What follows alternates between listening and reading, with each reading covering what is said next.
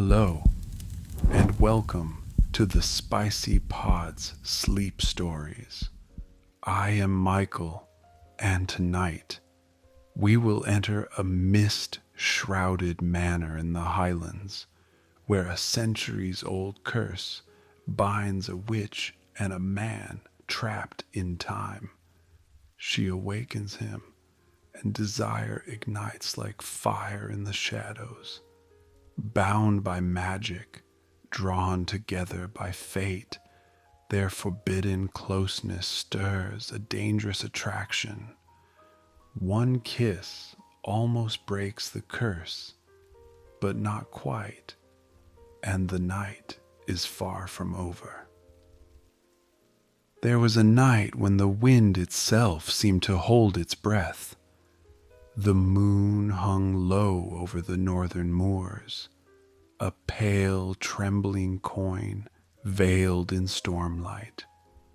Within the stone walls of Vane Manor, torches guttered as the final hour of judgment drew near.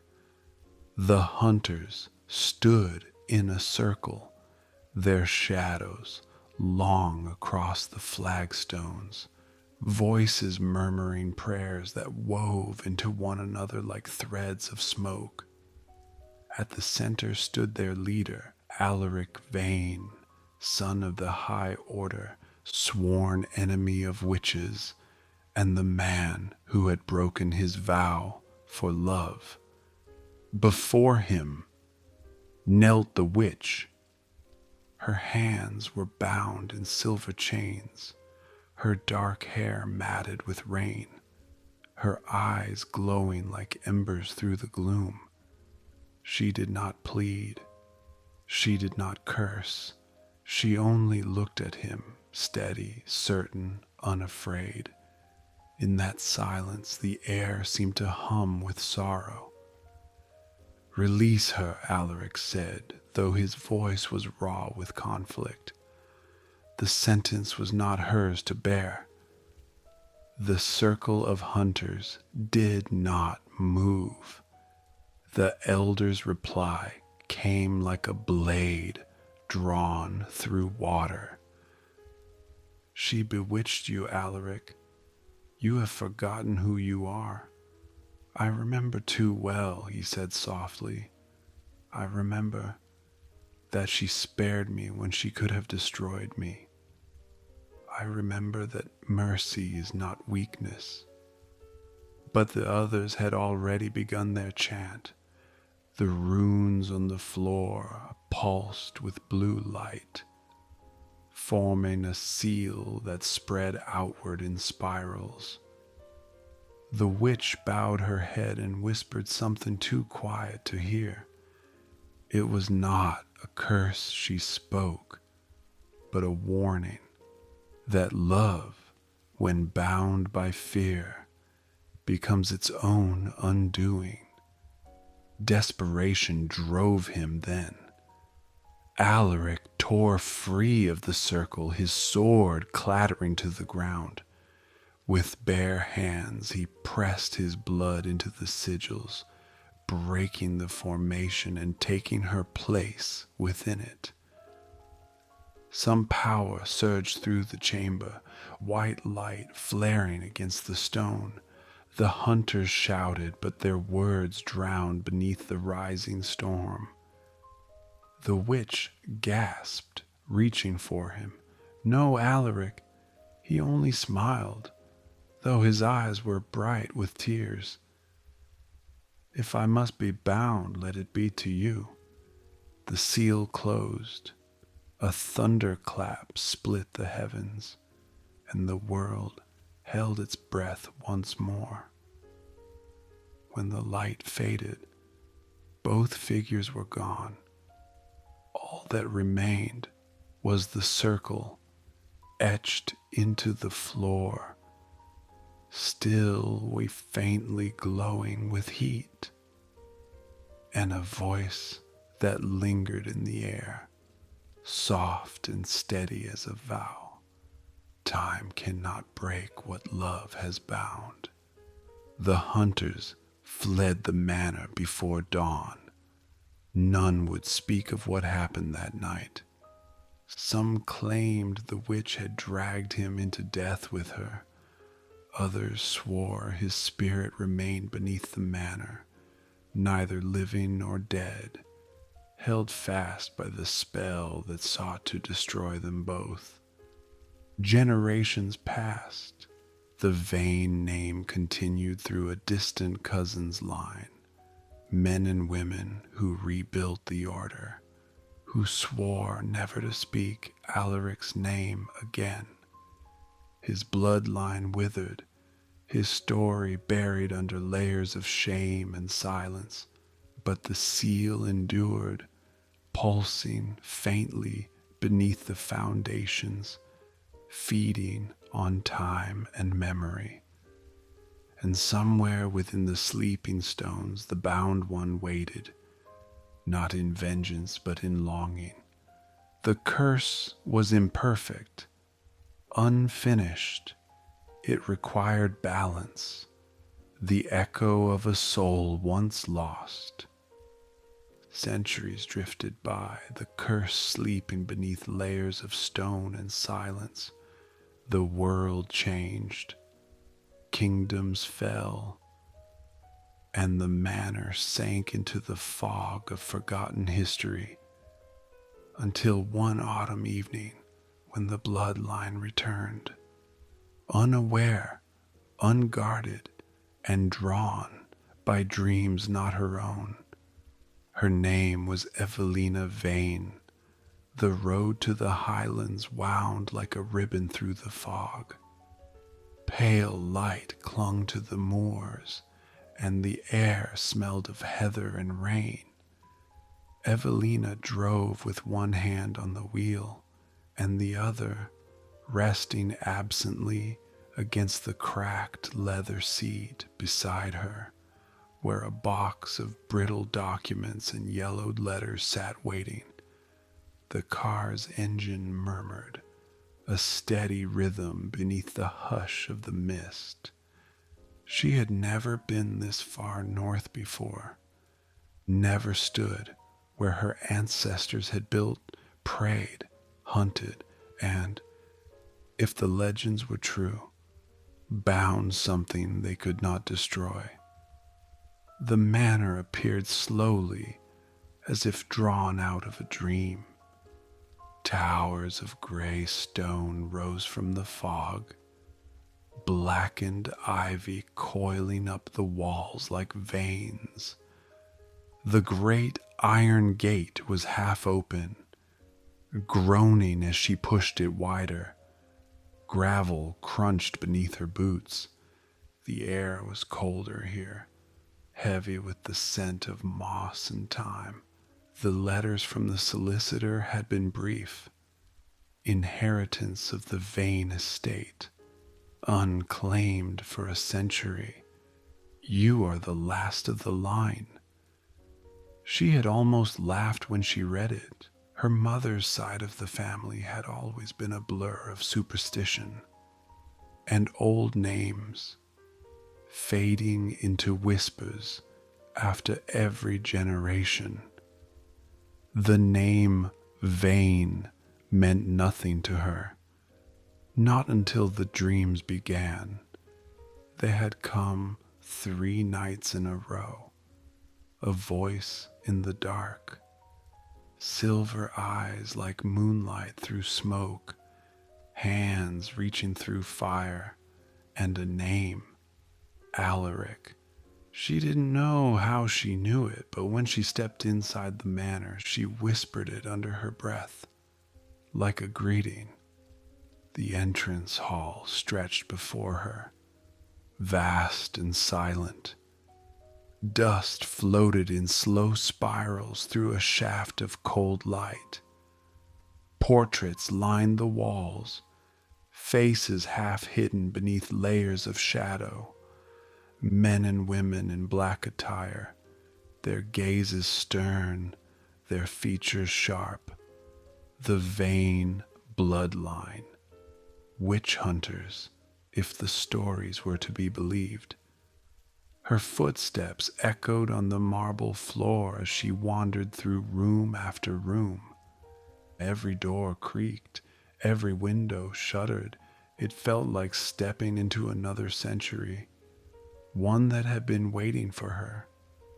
In the library, she found the first trace of him. The portrait hung above the fireplace. A man in a dark coat, his hand resting on a sword, his eyes painted in such vivid detail they seemed alive. Alaric Vane, Lord of the North Wing. The plaque below the frame was tarnished, the date half erased by time. She stared at the painting for a long moment, drawn by something she couldn't explain. He looked young, no older than 30, but there was an intensity in his expression that unsettled her. Not cruelty exactly, but power restrained, smoldering. The artist had captured something more than a man, a warning perhaps, or a promise. The fire in the hearth was cold, long dead, yet the air in the room seemed to flicker. Evelina turned away, telling herself it was the wind. In truth, she had come here for reasons beyond the inheritance. Her research in folklore had led her to the legend of the Vane curse, the story told of a witch hunter who had defied his order, binding himself to a witch in a ritual that shattered them both. The hunter was sealed beneath his own manor, suspended between life and death, until the bloodline of his betrayers returned. But the details were fragmentary, blurred through the centuries of fear and retelling. It was said he still waited, somewhere beneath the stone floors, bound by silver and salt. Evelina traced her finger over the sigil carved into the fireplace mantel, an ancient design spiraling inward, a sun devoured by shadow. It pulsed faintly under her touch. She drew her hand back with a gasp. Perhaps she should have left then. Perhaps she should have listened to the locals who had warned her in hushed tones not to stay past dusk. But something in the air felt alive, as though the manor recognized her. When she stepped into the corridor beyond the library, the fog had already begun to curl through the open window. The mist coiled around her ankles, trailing behind her like a living shadow. Somewhere above, a door slammed. Her pulse quickened.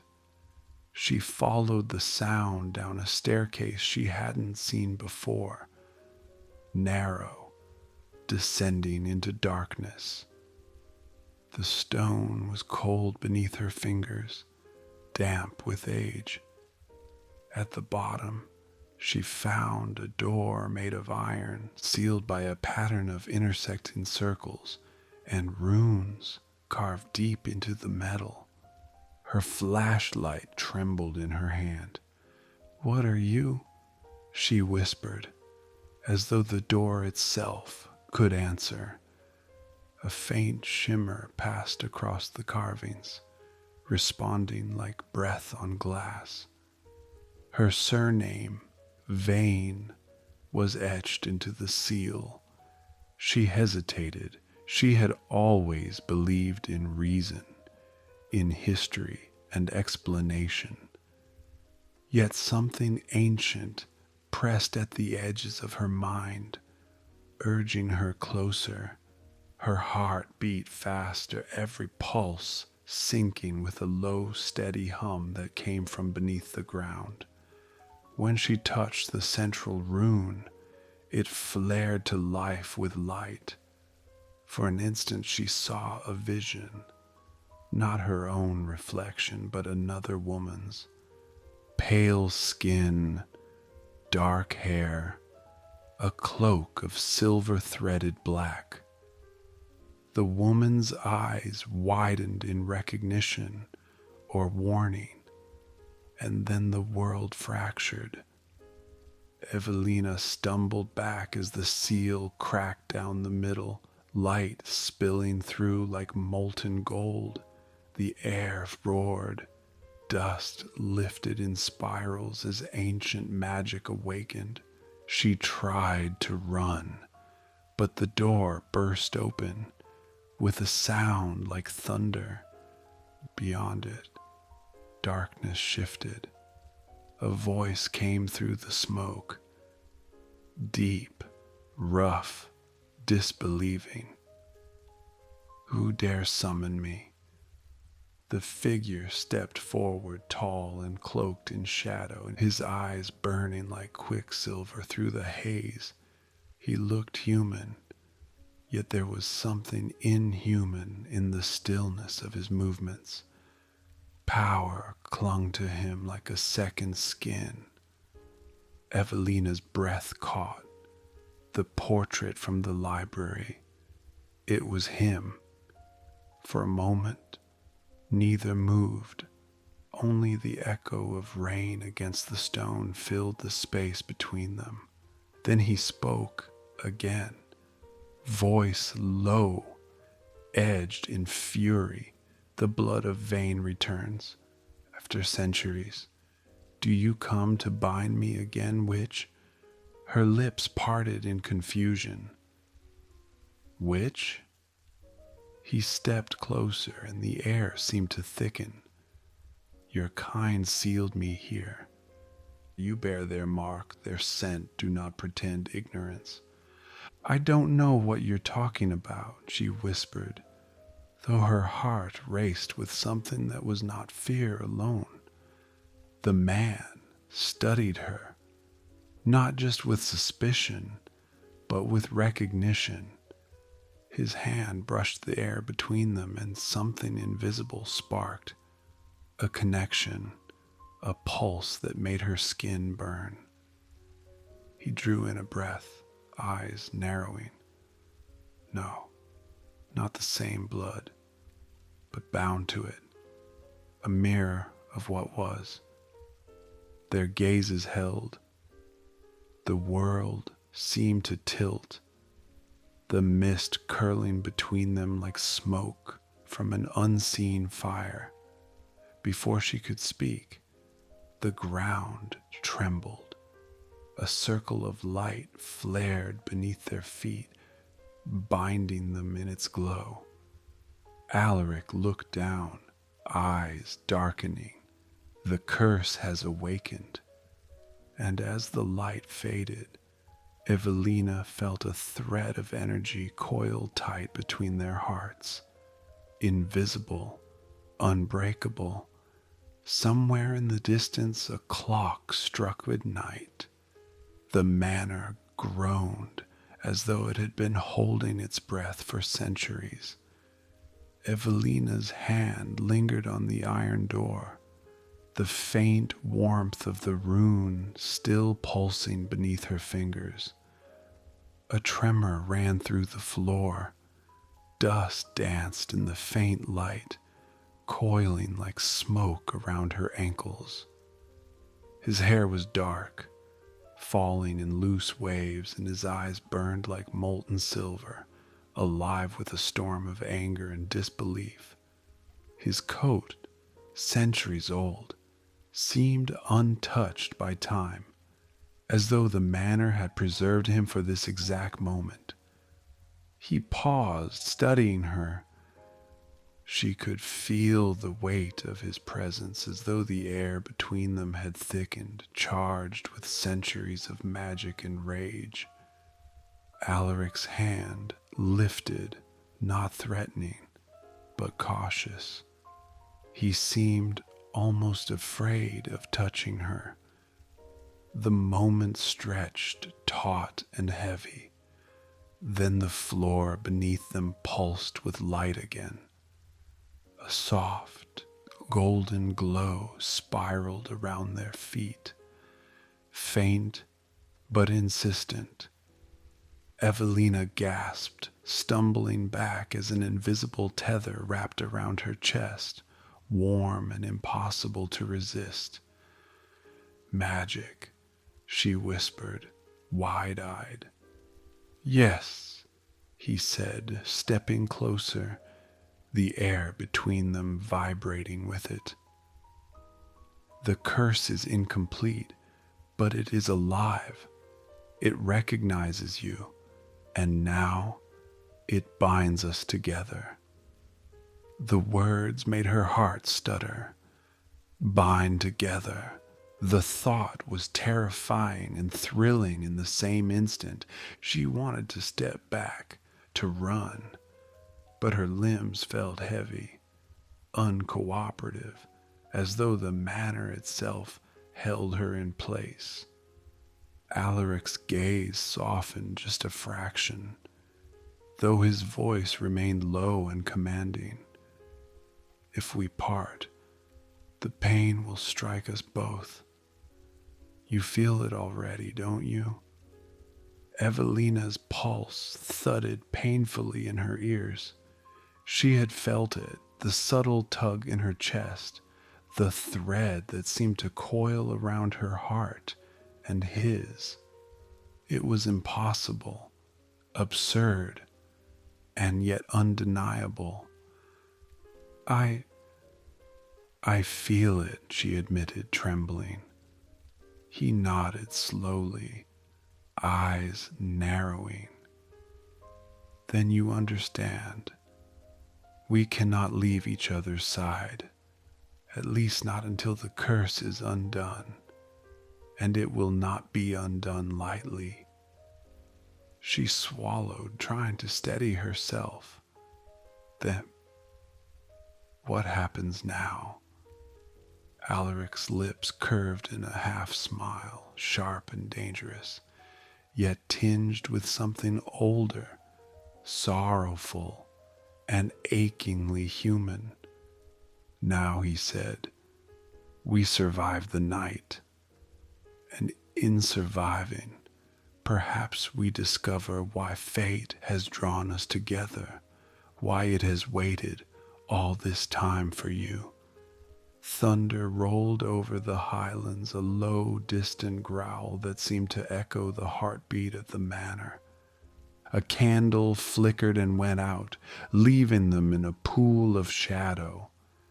Evelina felt it again, the thread tightening, pulse to pulse, breath to breath. She couldn't look away, and she didn't want to. Something ancient and irresistible drew her closer, even as her mind screamed caution. Alaric stepped forward closer than he had before. The air between them shimmered faintly, stirred by power older than the stones around them. Sleep is coming, he murmured, and tonight we will be bound together, whether we like it or not. The manor's walls seemed to exhale, and in that breath, Evelina realized something terrifying and wonderful. She was no longer alone, and neither, it seemed, was the man who had waited centuries to see her face. The manor was not still that night. Rain whispered against the glass, and the wind moved through the corridors like something breathing. Evelina sat near the fire in the old drawing room, every candle lit, every shadow watched. Her pulse had yet to slow since the moment the seal broke. Alaric had disappeared after their confrontation, moving through the halls with the ease of someone who had walked them 1,000 times. When he returned, he carried a book, its cover blackened, the leather cracked by age and heat. The binding ritual, he said simply, setting it on the table. It ties the living to the cursed until the appointed night, the new moon. That is when the spell completes itself, or consumes us both. Evelina stared at the faded script, her mind racing. That's less than a week away.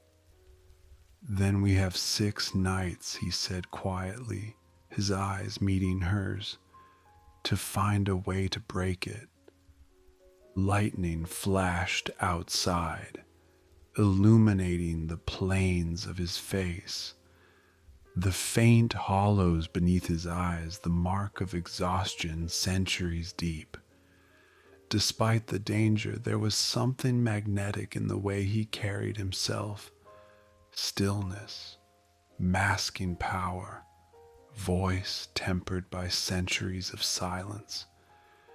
She wanted to ask what it had been like to sleep beneath stone and wake to a stranger's world. But the words caught in her throat.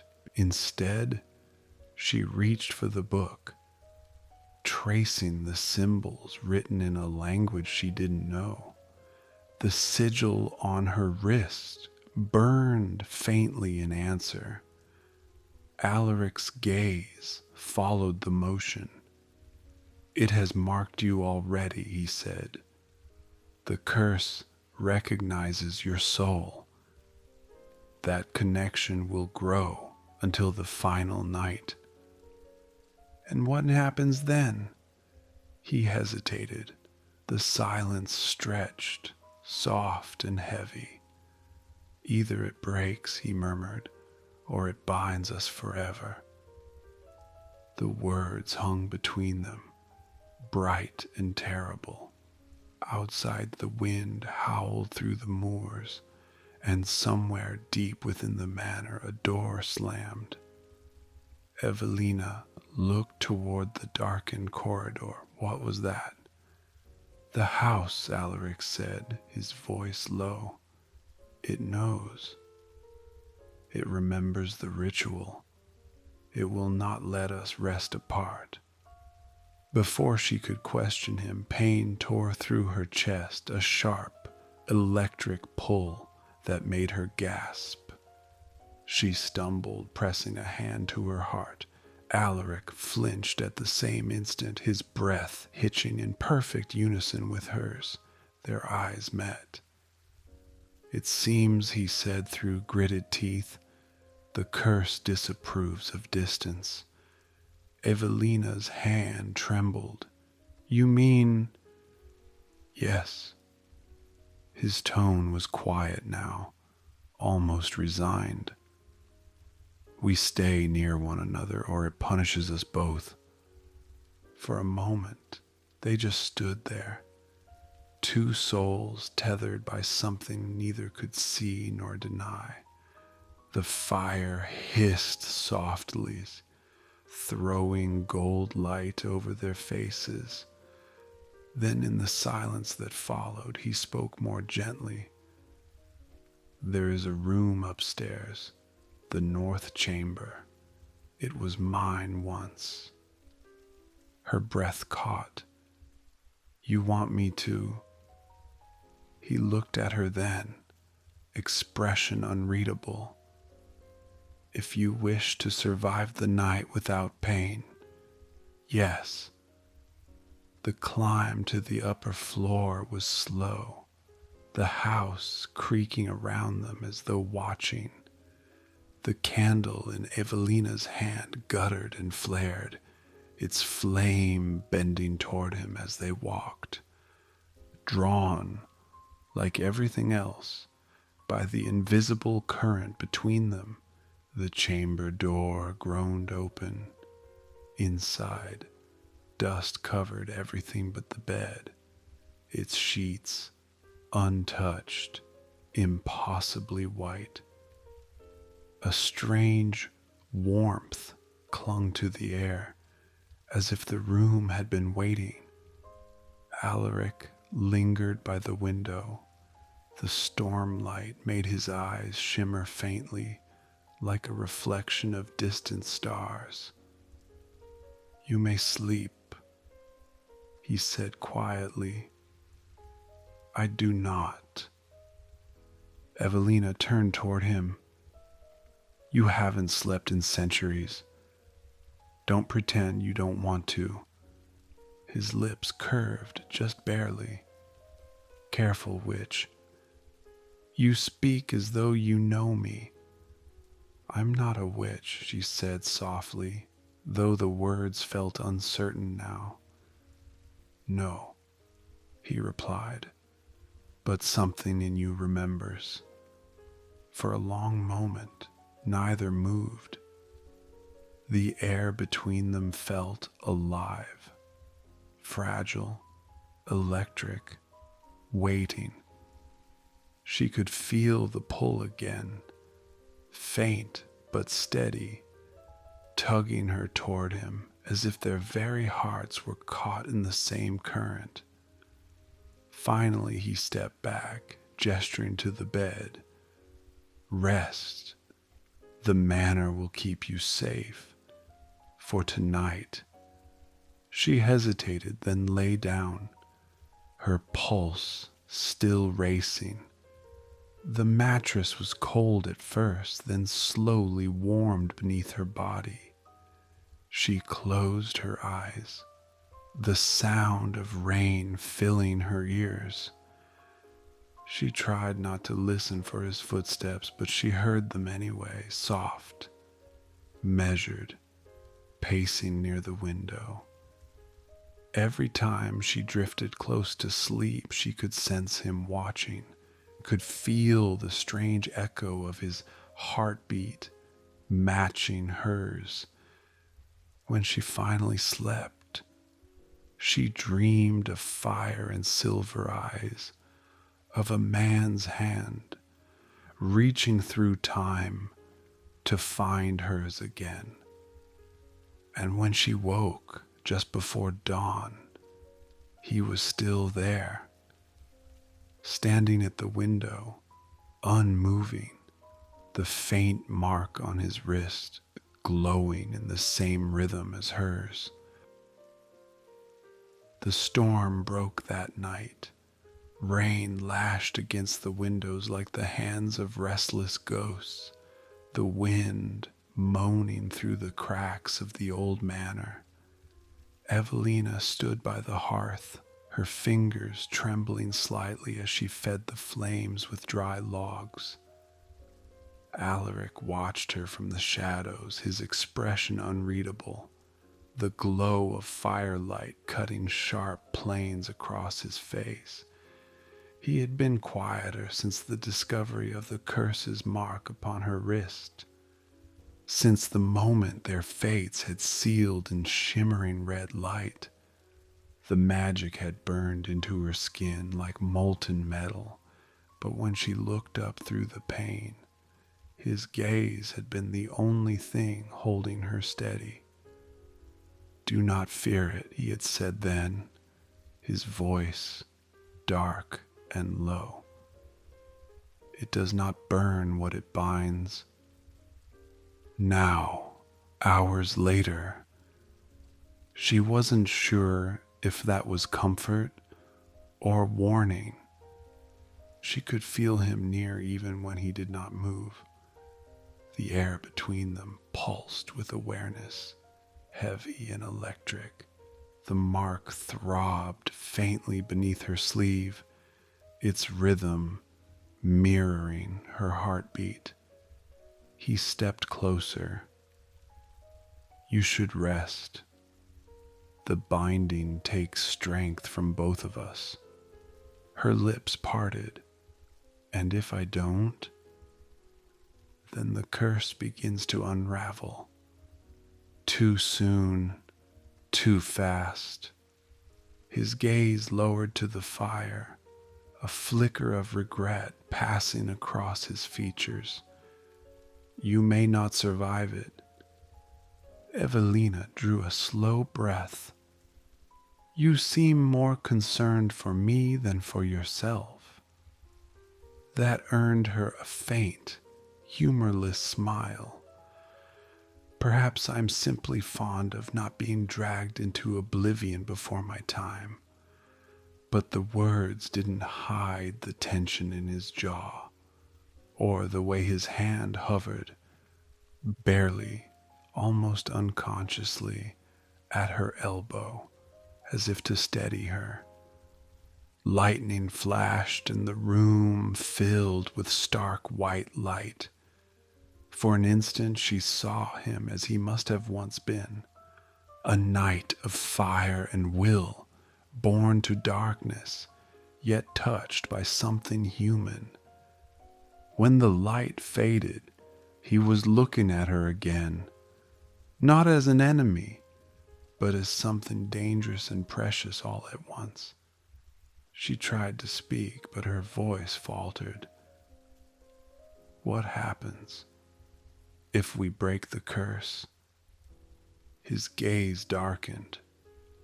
"Then the bond ends. And you're free?" "Yes." Her heart gave a small, traitorous ache. "And me?" He hesitated. The silence stretched, a heartbeat too long. "You return to your time." "I do not." Something fragile in her chest twisted. The fire crackled softly, the only sound in the heavy air. He took a step back, but the magic between them seemed to pull instead of release. The bond shimmered faintly in the dim light, invisible yet tangible, like a thread of molten silver between their hearts. "You should sleep," he murmured again, turning away. But as she moved toward the bed, the thread pulled tighter, and the curse itself seemed to pulse in protest. She turned. "It doesn't want us apart." "No," he said softly, almost bitterly. "It never did." A tremor passed through her, fear or desire, she couldn't tell. He turned back toward her, the firelight painting his skin in shades of gold and shadow. "Elric." The sound of his name in her voice broke something open. He crossed the space between them before she could breathe. His hand rose, stopping just short of her cheek, his touch so close she could feel the heat of him. "The mark calls," he whispered. "Do you feel it?" She nodded, unable to speak. "It wants to be answered." Her breath caught. "By what?" His gaze dropped to her lips. "By this." The kiss came like a storm, quiet first, then consuming. The moment their lips met, the air sparked with energy, the mark on her wrist flaring with light. The curse shifted, alive, ancient, recognizing what centuries had denied it. The room trembled with it.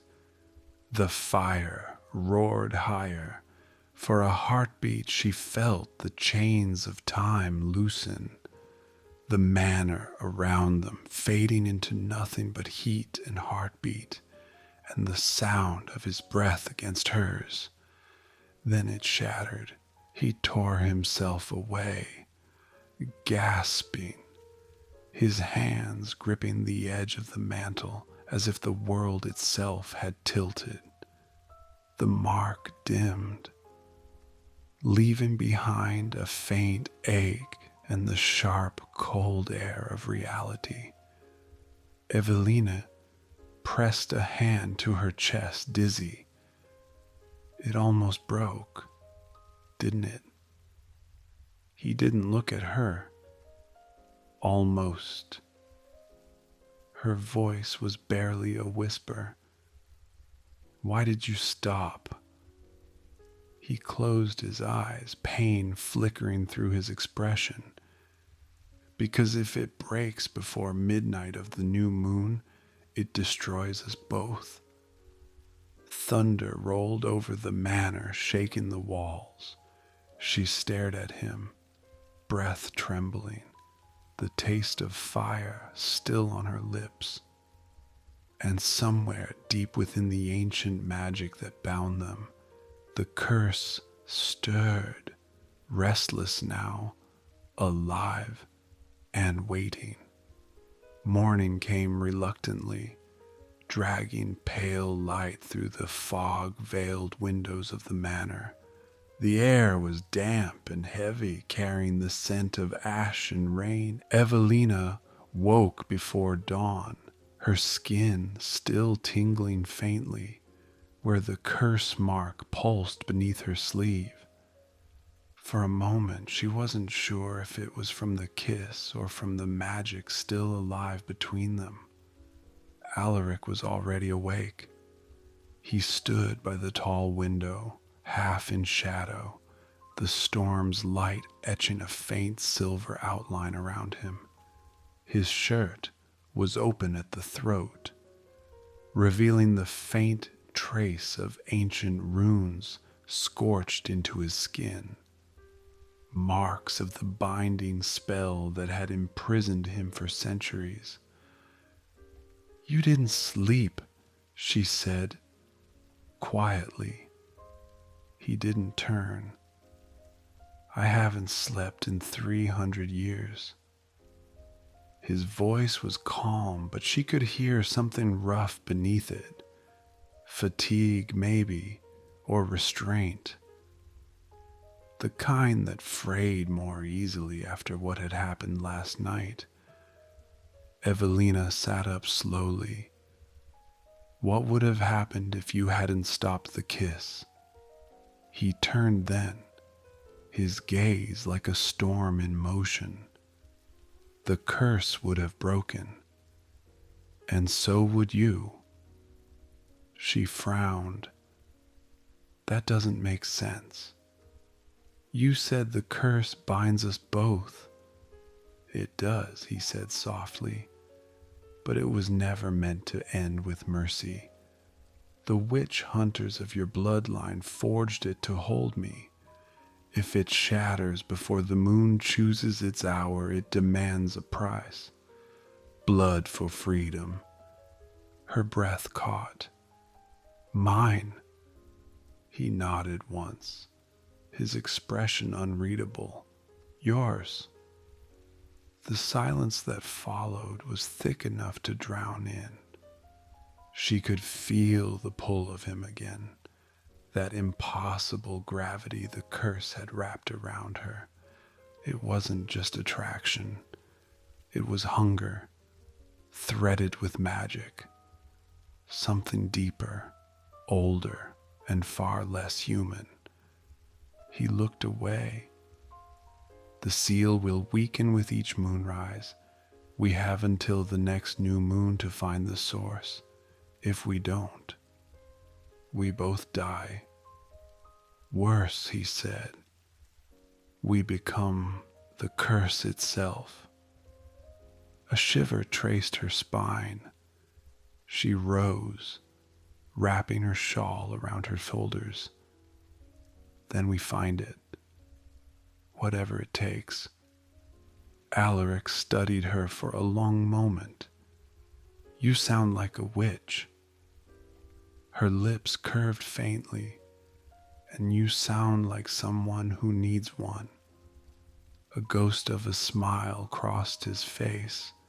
Gone before it could settle, he moved past her toward the door, the air shifting faintly as he did, like heat, like magic. "There's something you should see," he said. They descended into the lower halls, the scent of damp stone and old spells thick in the air. The manor felt alive now. awake after centuries of stillness.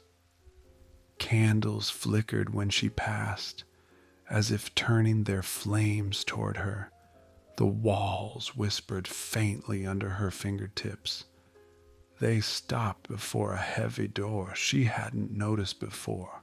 Carved into the wood was a sigil, half faded, half alive, with faint blue light. "What is this?" she asked. "The heart of the curse," Alaric said. "The place where they sealed it, and me." He pressed his palm against the sigil. The light flared, and the door groaned open. Inside, the air was colder, older. The chamber was circular, walls covered with runes and chains that pulsed faintly like veins of lightning. In the center lay a cracked stone altar, and on it, a silver dagger bound in roots. Evelina approached slowly. "Is that the blade that drew my blood?" The roots tightened around the dagger as if alive, whispering in a voice she couldn't understand. The runes on the walls brightened, reacting to her presence. "It knows you," Alaric said quietly, "because of my bloodline." "No." His eyes lifted to hers. "Because of you." Before she could ask what he meant, the dagger flared with light, and pain lanced through her wrist where the mark burned again. She gasped, stumbling forward, but Alaric caught her, one arm around her waist. His touch steadied her, grounding her against the pulse of the magic that surged between them. The runes flickered, alive now, whispering faster. The curse was waking. Her voice shook. "It wants something." "Yes," he said, his breath close against her ear. "It wants to finish what it began." The roots around the dagger writhed, splitting open. Light spilled across the stone floor, forming the faint shape of a circle. Inside it, a second symbol glowed faintly, one she recognized from the crest of her family's signet ring. "Vane," she whispered, "it's my family's seal." He nodded grimly. "They weren't just your ancestors, Evelina. They were the ones who wrote the curse." Her knees nearly gave way. He caught her again, his hands firm, the heat of him too close, too steady. "So we're both trapped," she murmured. He met her gaze. "Yes. But there's a difference between a curse that binds and one that consumes." Lightning cracked outside, lighting the chamber in cold white fire. And as the sound faded, Evelina realized she could feel it now. The curse moving beneath her skin like a living thing, drawn to him, bound to him, whispering for release. A whisper that sounded dangerously like desire. That night, sleep refused to come easily. The manor itself seemed alive again, breathing, humming faintly with ancient power. Rain tapped against the tall windows in restless rhythm, and somewhere deep in the house, a door creaked as if stirred by an invisible hand. Evelina lay awake beneath the velvet canopy of the bed, the stormlight flashing intermittently across the ceiling. Every time she closed her eyes, she saw him, Alaric, the shadow and the fire, the echo of his voice low against her ear in the crypt below, the weight of his hand on her waist, the taste of that almost broken kiss. She turned over, pulling the blankets tighter. The air around her felt charged, thick with something that wasn't quite her own. The mark on her wrist pulsed softly once, twice, before she felt it again. The thread of magic between them. She sat up abruptly.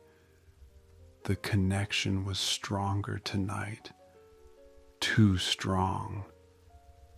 The door to her room opened without sound. Alaric stepped inside, the dim firelight painting him in shades of gold and shadow. His shirt was loose, the collar unlaced, the ancient runes across his skin faintly glowing, as if stirred awake by the same magic that throbbed beneath her skin. He paused at the threshold. You feel it too. It wasn't a question. Evelina's voice was a whisper. It's stronger than before. He nodded once, eyes dark with something she couldn't name.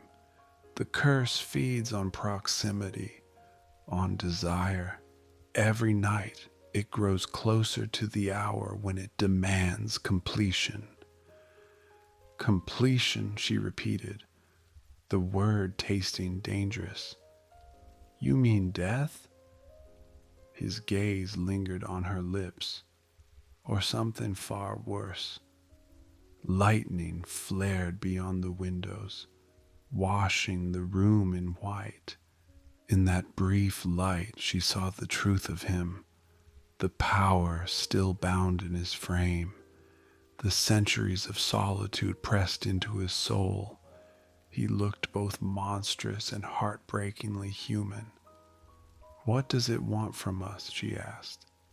His voice was low, strained. Union. The word trembled between them like a spark.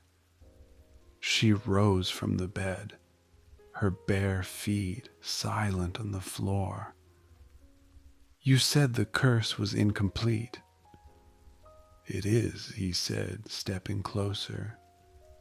When your ancestors forged it, they bound me to blood, not to one witch, but to a line. It was meant to be eternal. When you touched the seal, it chose you to finish what was started. And if we refuse, the light from the fire shifted. His expression darkened. Then it will take what it needs by force. Evelina's breath hitched. You mean it will? Yes, he murmured. It will make us dream. It will feed from our thoughts, our longing, until there's nothing left to separate magic from hunger. As if summoned by his words, the mark on her wrist flared again, hot, insistent. She gasped softly. He caught her hand before she could pull away, his palm pressing against the burning skin. Well, the magic hummed between them, a single thread of heat winding through her entire body. Breathe, he whispered. If you fight it, it grows worse. I'm not sure I can. The rest of her protest died in her throat when she met his eyes. They glowed faintly, silver and shadow intertwined. The power within him was no longer dormant. It was alive, awake, and drawn to her. The world dimmed around them. The air seemed to thicken with invisible mist, the scent of rain and smoke and something ancient filling the space. She realized, with a shiver, that she wasn't in her room anymore. The manor had melted away, replaced by a vast hall of black stone and moonlight, a dream, but one that felt achingly real. She stood barefoot at the center of the room, her night dress whispering around her legs. Alaric was there too, though his eyes now burned brighter and the chains that had once bound him were gone. "This isn't real," she whispered. "It's the curse," he said. "It has found us." He reached out, brushing a lock of hair from her cheek, his touch feather light but blazing hot. "It feeds on this, on the space between what we want and what we deny." Her pulse quickened, and if we give in, then the curse changes. It no longer takes, it becomes. He moved closer, the air trembling between them. The dream pulsed with their heartbeats, the line between fear and longing blurring, until she couldn't tell where one ended and the other began. "Evelina," he murmured, her name half a warning, half a prayer. "You have to wake before it goes further." She shook her head weakly. "I can't." His hand slid to the back of her neck, steadying her as the dream shimmered around them. The mark between them blazed like a living flame. The bond, once invisible, now glowed between their hearts, a ribbon of light binding them together. For one unbearable second, she felt his heartbeat merge with hers. The same rhythm, the same hunger. He pulled her closer, his breath ghosting against her skin. "You're not ready for what it wants." "Then teach me." His expression broke, torn between agony and need. "You don't understand. If I touch you here, if I truly touch you, it's no longer a dream." "Then it's real," she whispered. "Yes," he said, his voice shaking now. "And that's exactly what it wants." The air shattered. The dream collapsed in on itself, dissolving into darkness. Evelina gasped awake in her bed, her wrist burning like fire. Alaric was beside her, breathless, his hand still clasped around hers. Neither spoke. Outside, the rain had stopped, but within the manor, the curse's heartbeat had changed. It was no longer sleeping. The manor was silent, but the air trembled with anticipation.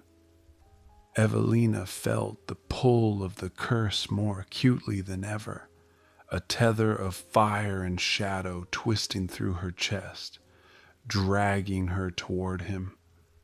Alaric stood across the room, his form outlined by the silvered light of the moon slicing through the fogged windows. "It's tonight," he said quietly. His voice carried the weight of centuries. "The new moon, the curse, it will demand its fulfillment." She nodded, swallowing against the tightness in her throat. "I know." The runes on the floor began to glow faintly, responding to their presence.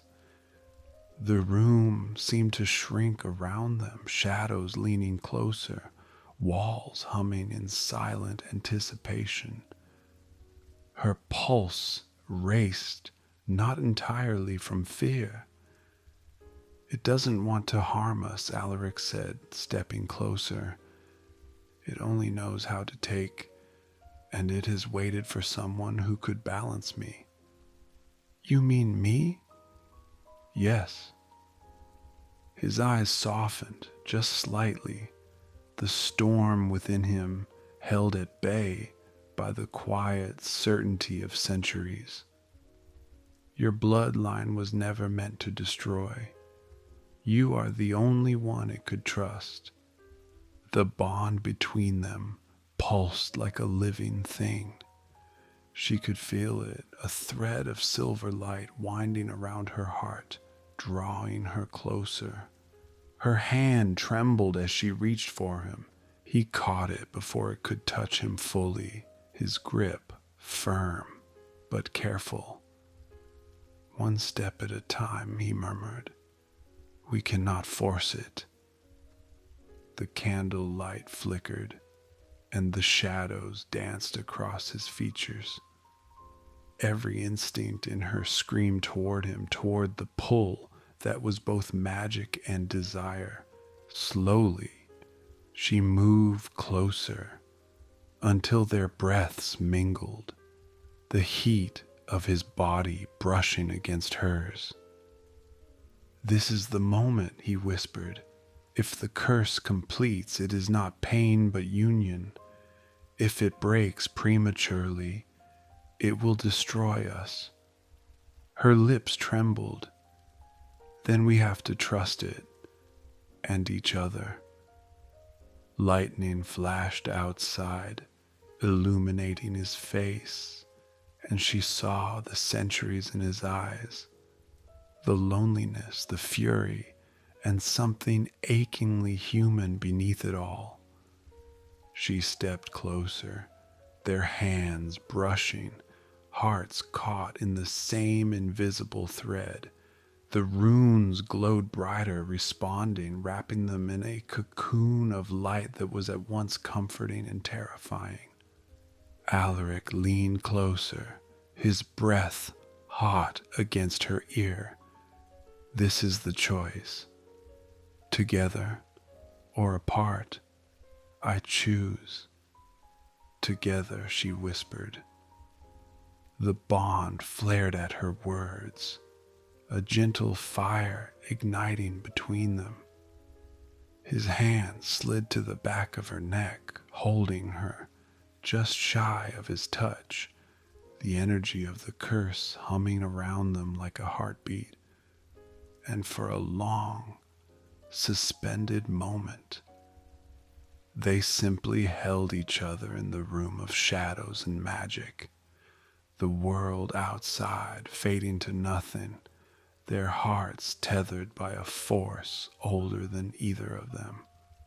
The manor groaned, the spell recognizing what had been missing for centuries. Alaric's lips brushed hers, faintly, carefully, not a kiss, not yet, but enough to send a shiver of fire along the tether between them. The curse stirred, alive and satisfied. It would wait no longer. The manor held its breath.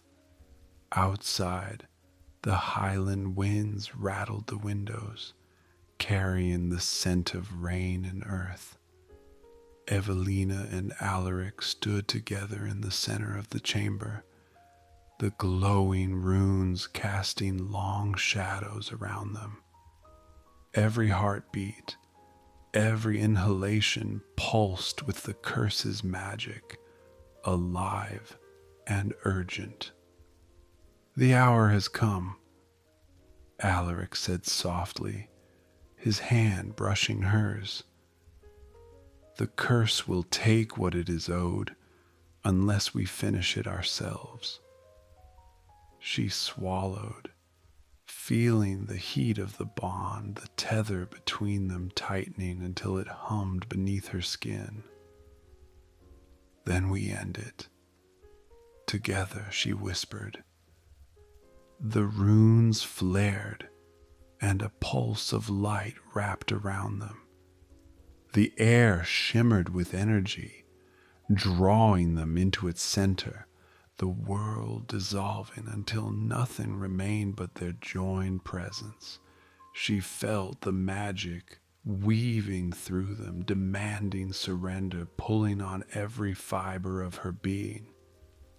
Alaric's hand slid to her waist, steadying her, his gaze locked onto hers, silver eyes glowing faintly. "Trust me," he murmured. "I do," she said, though the word trembled on her lips.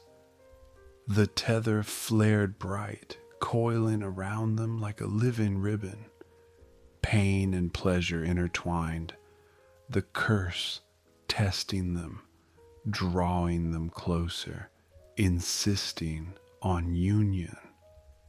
Evelina's breath hitched as his hand found the small of her back, guiding her slowly, deliberately.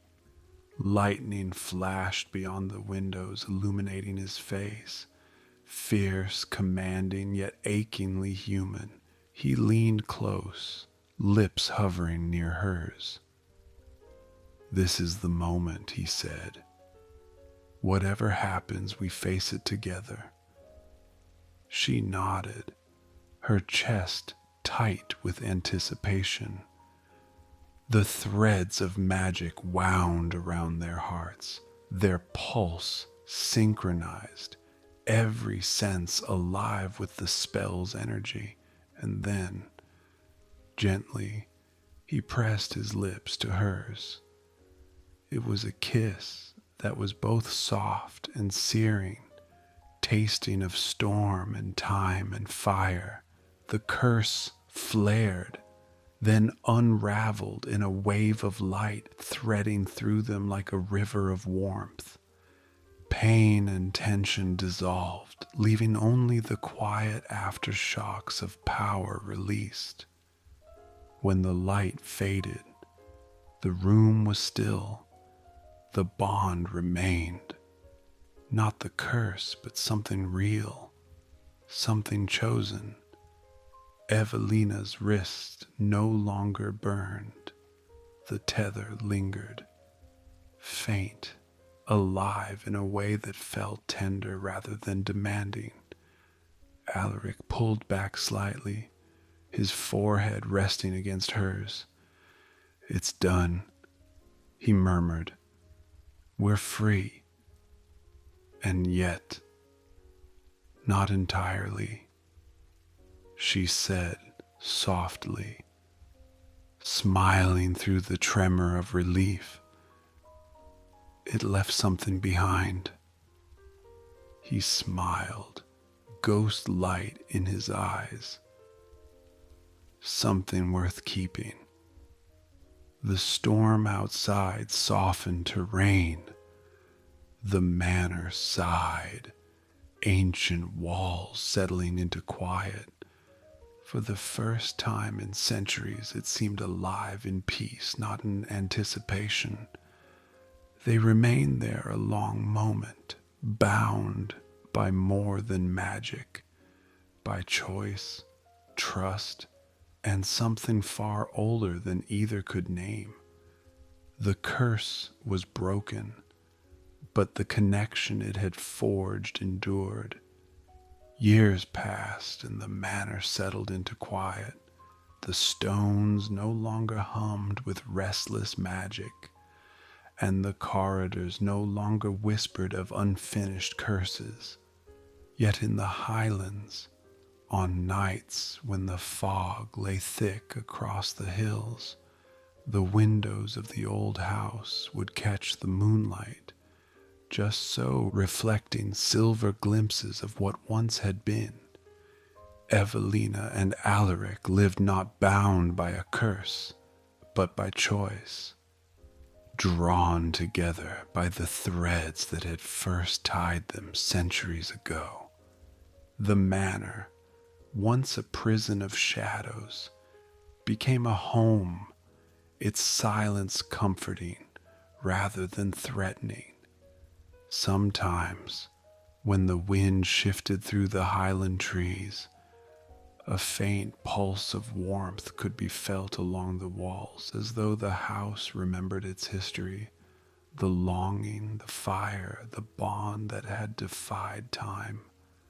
And in those moments it was clear that magic had not vanished entirely. It lingered, patient, gentle, watching over the two who had once been caught in its grasp. In the quiet glow of the moonlight, Evelina's fingers brushed Alaric's. No curse required it, no spell demanded it, only the weightless certainty of their hearts tethered forever by the choice they had made. The house breathed softly around them, alive not with punishment, but with the enduring pulse of love, shadow, and fire. I hope you've enjoyed tonight's story. Good night and sweet dreams.